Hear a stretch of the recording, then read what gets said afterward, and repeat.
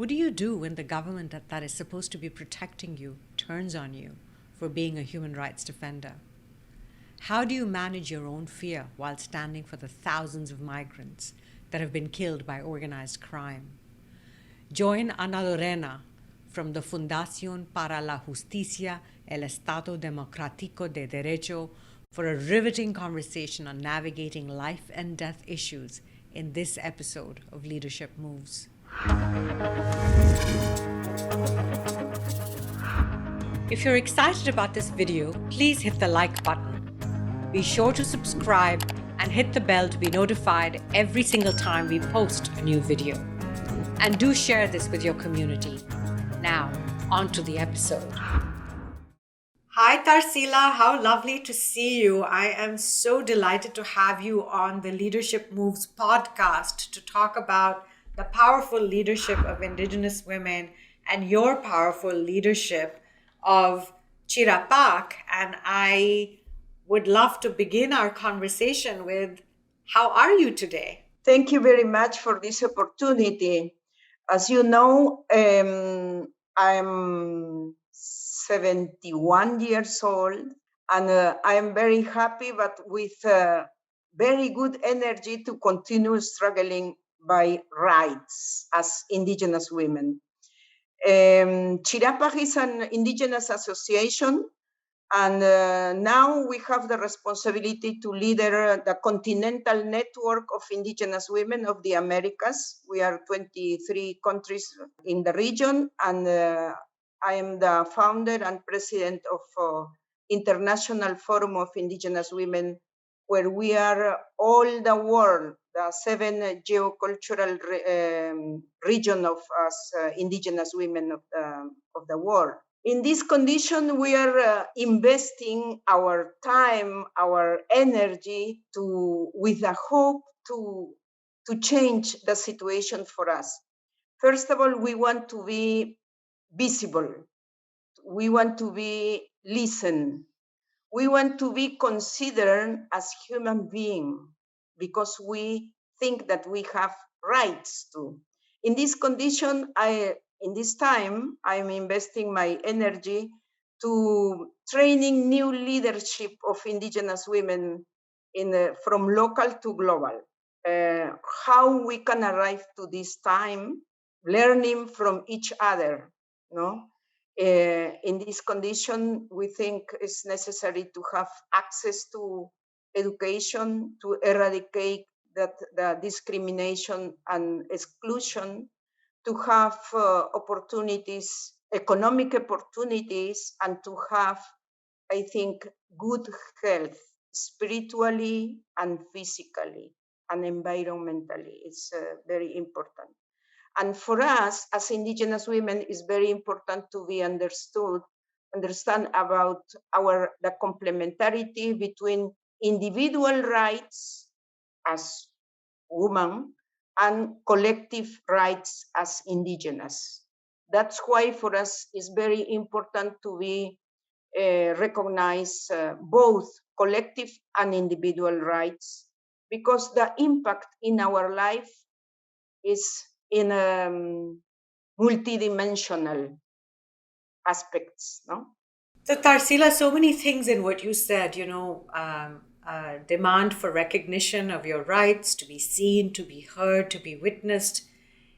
And from my point of view, actually, I would take it many steps further, because I feel like we are in a world that is in so much crisis. We are in crisis around climate, we are in crisis around our economic systems, we are in crisis around our education systems, we have conflict everywhere, discrimination, whether it's on the basis of ethnicity, race, gender, sexuality. I mean, we have created a world where everything is falling apart, and yet we continue to hold on to old ways. And I have come to believe that in recognizing the leadership of Indigenous women, we actually have much to learn. We actually have much to learn about, for example, the balance between individual rights and collective rights. We've built societies and cultures where we focus so much on the individual that we have forgotten the collective, and we have forgotten our relationship to the earth. So I'm curious, Tarcila, in your description of what you're doing right now, which sounds huge, because there are multiple countries, multiple communities that you are stewarding at this moment in historic time. What is really taking up your time right now? What are some of the things that you as a leader are choosing to focus on? Principally to have a new generation with indigenous women, because I want to facilitate the process for new generation. We are talking now after 30 years in different scenarios, a long time. But we think that after now, they have better possibilities. And for example, how indigenous women can participate in the process of climate change or to have better information about the impact of climate change in our real life each day. When we talk about collective rights, is related with this. Where are we impacted with climate change? For example, in our territories, what happened with our food? What happened with our knowledge about biodiversity? What happened, for example, about the when disappear, because the impact of climate change, the disappear of medicine plants or some specific seed for food, no? And we think that we need the opportunity to have to talk about what kind of knowledge we have until now, and we want to transmit to new generation about this as a good knowledge share with all the societies, not only for us, no, from collective rights, because our heritage of our cultures. That's why we try to combine both. And when we talk, for example, about violence, we said we don't want to be violated in our body, in our personal aspect, but no, we don't want to be violated in our territories, killing, for example, the life of seeds or the life of medicine plants, because all of us want to live in peace, to have, how do you say, vida plena, vida, total life is physical, spiritual, emotional, and in our ecosystems, with nature and people doing and living in reciprocity, because we need some things from nature and we need to respect that. We think it's necessary to, that's why we said we need to be listened, but we are listened to from other parts, because we are trying to build the concept and actions and the life in interculturality. How we can have a life with harmony, respecting the diversity and respecting the different cultures, and try to understand how we can share the good practices from each culture to guarantee the life. So I was struck by your making the connection between violence against our bodies and violence against seeds and violence against the earth, and the arc that you described of how, in understanding violence in that way, we immediately start to move from just thinking about the individual to thinking about the collective, and then the collective includes not just humans but also the earth and other life forms. And that is so important. Um, Tarcila, I know that you are a very important voice in the global women's movement and in the feminist movement. And you have often talked about the lessons that you have learned and incorporated into your own leadership from feminism. I was wondering if you could talk a little bit about how feminist principles and the principles from the perspective of Indigenous women come together. Where are the similarities? Where are the differences? What might be some of the new forms of feminist leadership that we might be creating when we bring the learnings and the wisdom from Indigenous women more strongly into our work collectively? I think we have many similarities. We have common points and priorities because Indigenous women too, we struggle for our rights as gender, as individual, as woman. And we struggle against the hegemonic poder, hegemonic power, who use and how use that power. We think it's necessary to be the intersectionality, how the bad exercise or use of that power oppress in general to women, but how oppressed the rights of Indigenous women or Indigenous girls. Because we have the barriers about language, for example. The system is only monolingual. The education, monolingual. And what happened with girls to access to education, for example, in proper language, or to strengthen the self-esteem, because that's our problem as particularity, as Indigenous, because we have proper culture, proper language. Geographically, we are in one place. We have our proper food, no? But from the system, we are excluded. We are not in the public policy.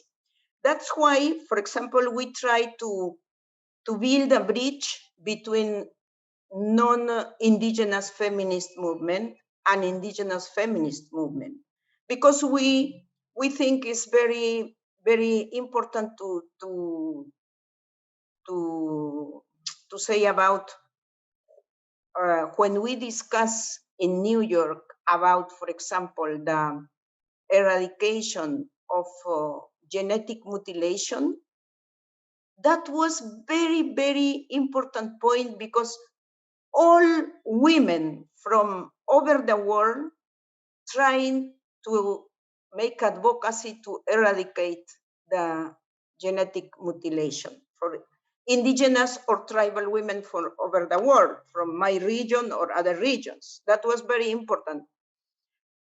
The other thing is about violences, no? We in the region, for example, are with this program Spotlight from European Union talking about eradicate the feminicidio.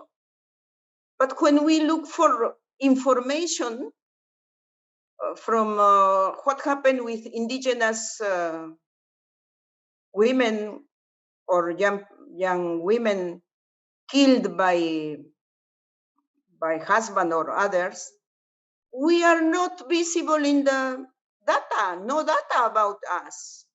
And what happened in this case? We need to have this kind of conversation with feminist consultants, with feminist functionarios, with feminists with power to pay attention to this specific intersectionality for Indigenous and Afro-descendant girls, young or adult women. No, that's why I think we need only to have the opportunity to listen each other, because we are struggling both for justice, to be recognized, and to access to places with decision. In the community is the same. We work as Indigenous women many years about justice in the community. And who has the power to decide about our rights? Man. And we need to change that conditions, because we want to be part of the solution of the problems, not only look at as a problem. It's, that's our, I think we have many, how do you say, the same priorities, only need to have a specific possibility to put the eyes where, because I believe, for example, in the solidarity between gender, between us, between women with sensibility for justice or rights for all, and Indigenous women until now maybe without voice. And if we build this kind of solidarity, we will be, I don't know how many millions, because we as Indigenous women, we are near to 2,050 million over the world as Indigenous women. That was such a useful description of intersectionality, right? Like, why is it important for all of us who are feminists or doing social justice work for that matter to really think about power, privilege, whose voices are heard, who is seen, who is not seen, what is counted when we gather data and information, who do we speak on behalf of, when do we not speak on behalf of and make sure that people and women are speaking on behalf of themselves. And all of those issues are things that we have been grappling with in the women's movement for a very long time. And here we are, I think, learning just how much more powerful we are, as you said, when we come together and when we take an intersectional perspective on what we are doing, so that we're not leaving people out and we're also learning deep wisdom from one another. You've been a leader in this space for decades now, Tarcila, and I'm curious to know how your own personal journey of leadership began. Can you tell us a little bit about your own life? Where did you grow up? Where are you from? What were the things that led you to stand in the place that you stand today as a 71-year-old elder who continues to forge new ground, new territory? Okay, it's long history, no? I was in the community until 10 years old, only monolingual. My mother decided new life for me. She said, you have to learn the culture of outside and to learn how to read and how to write. Okay, I went. I finished my primary and secondary school working at home as servant on that time. But I think I belong to a very strong ancestors in my history. I am Quechua Chanca. I am Quechua speaker, but one region is Quechua Chanca. The Chancas was invaded by Incas, and we answered very hard to this invasion. And my language and my culture is Quechua Chanca from Ayacucho in Peru. And when I finished the secondary school, I tried to understand, but I think the principal issue for me was my first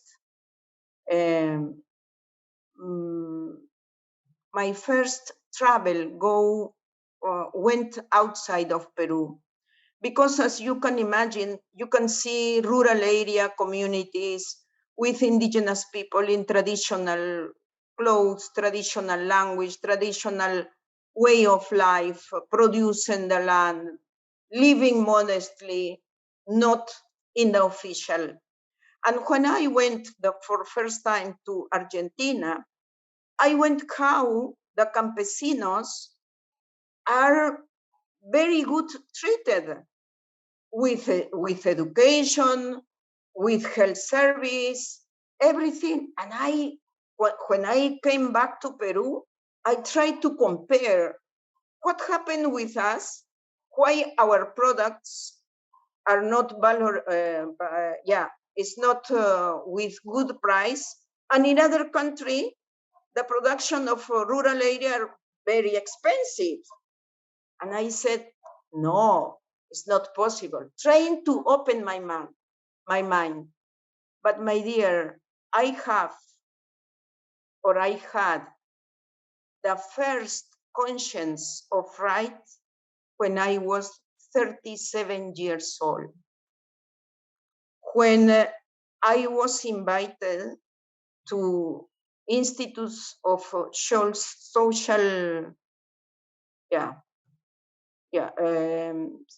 in Den Haag.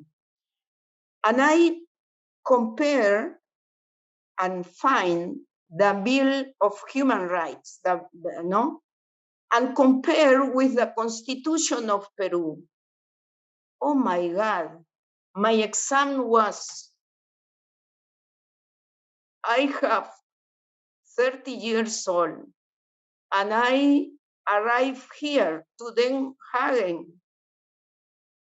to conclude that we never had right to have right. Crying and crying. And after that, I arrived to United Nations because my place, Ayacucho, from 80s, was in a very conflict army between Shining Path, terrorist movement, and military. We died 15,000 indigenous peoples in the mountains, and nobody said nothing. Nobody said in Lima, oh, indigenous are dying, or women, indigenous women are violated, or indigenous girls are captured by terrorists or armies and are abused. Nobody said nothing. On that time, I received many information in Quechua language. For example, one woman, indigenous woman, monolingual, went to look for her son or husband and finished on jail, abused and showing the baby by violation. And I try to disseminate, to make diffusion about that. And that's why somebody invited me to Institute of Social Science in The Hague to do the seminar or course about human rights. And when I arrived to United Nations, I said, why happened this? Why our life as indigenous women or peoples are not in the same value of others? And we, until after many years, I can say, we are in colonial cities until now, because many people with power or high class, they believe that we don't have right like them. The oppression of this was terrible. And maybe for us, it's easy to come to the city and accept the condition of oppressed. Me, no. I said, no. Why? Why in this way? And many people said, "Oh, why you arrived to do this?" I can't say everything, but all, how do you say, all period of my life was very important um, periods, and the steps were valuable for me. I am not.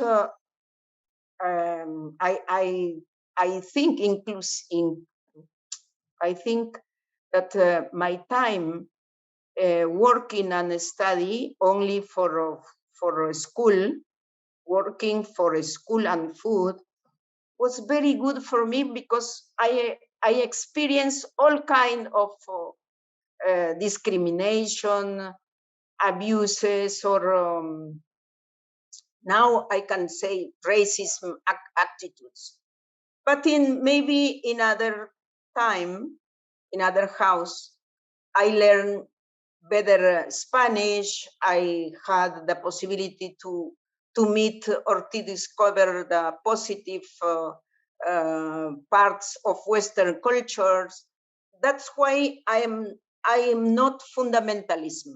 I am indigenous. I am maybe feminist, but not fundamentalist. And because I think it's necessary to develop one different kind of dialogue between us. That's the practice of my life. I try to listen you, to listen others, to listen new generation. I am learning many for new generation. For example, to be leader or activist. In our time, we have to work 4 or 5 times, and our activist is outside of our responsibilities, is our option. But now I can listen many young leaders said, we want to be activists with salary. Oh, we, my generation, we said, oh, it's new time for us. Because they said, yeah, we need this, and we know that we have flowing many money for indigenous, for empower women, blah blah blah. We said, okay, we need to include that part in our priorities, no? Because yes, because we need now cell phone, we need fun. You need to pay maybe a very small place, but with dignity, to live with basic conditions. In our time, my dear, we accept, okay, in this place all night.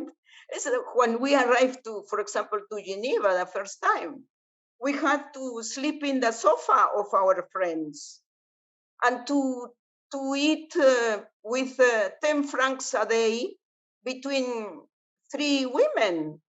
And if we have per diem as women, we save the money for the family. We don't take a beer, we don't take a good food.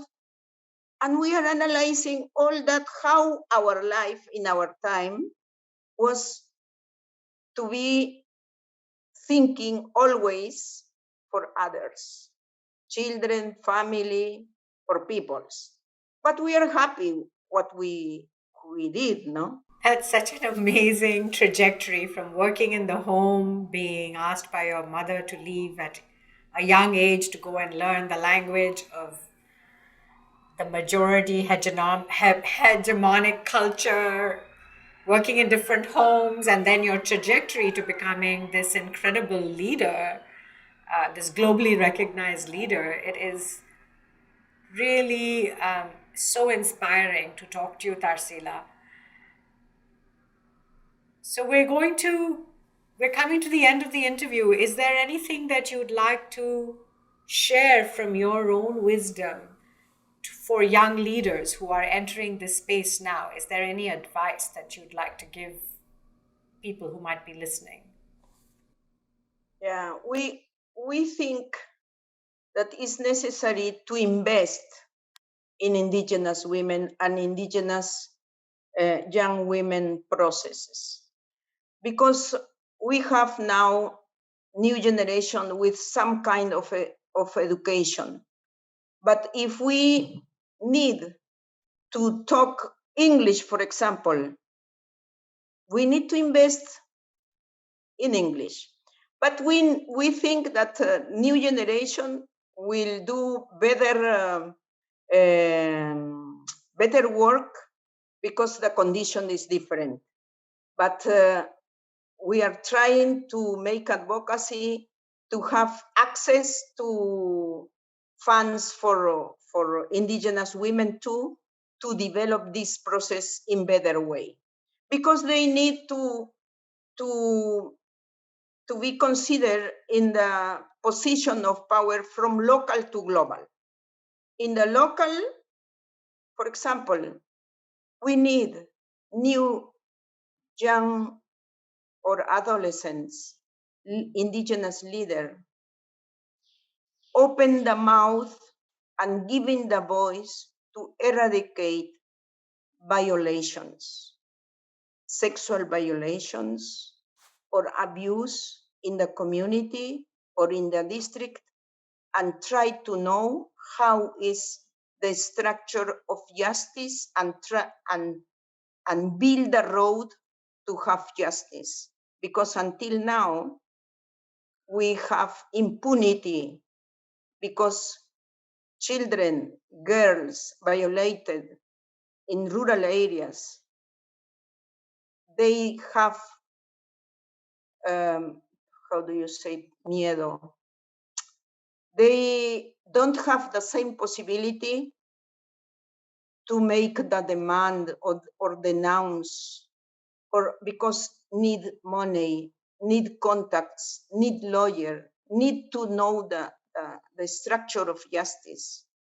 We need over the world to eradicate that mind of racist and power for only for some. We need to democratize the opportunities for all. We dream that new generation will be better. That's why I said to one young leader, I was 50 years old, and we arrived for first time to New York, to the meeting of Commission Status of Women. She was 20 years old. In a winter, terrible, and we with our clothes not appropriate. And I said, and she said, oh, this is very cold. It's not possible to arrive here. I said, okay, you have now 20 years old.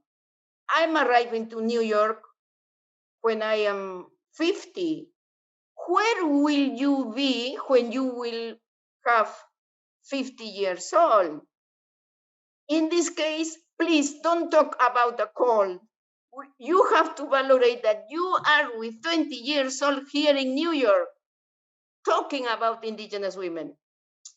We need more young indigenous women will go very fast to change the situation. Thank you, Tarcila. Here's to the power of young indigenous women, local, national, global, regional, everywhere, to change our world. Thank you so much. This has been an incredibly powerful interview, and I really appreciate your time. Thanks for listening to the show. Leadership Moves is made possible by the BUILD program of the Ford Foundation. To join my community, please subscribe to my newsletter by clicking the link on the screen or in the description below. And if you enjoyed this video, be sure to subscribe to the channel and check out our recommended videos here on the screen. See you next time.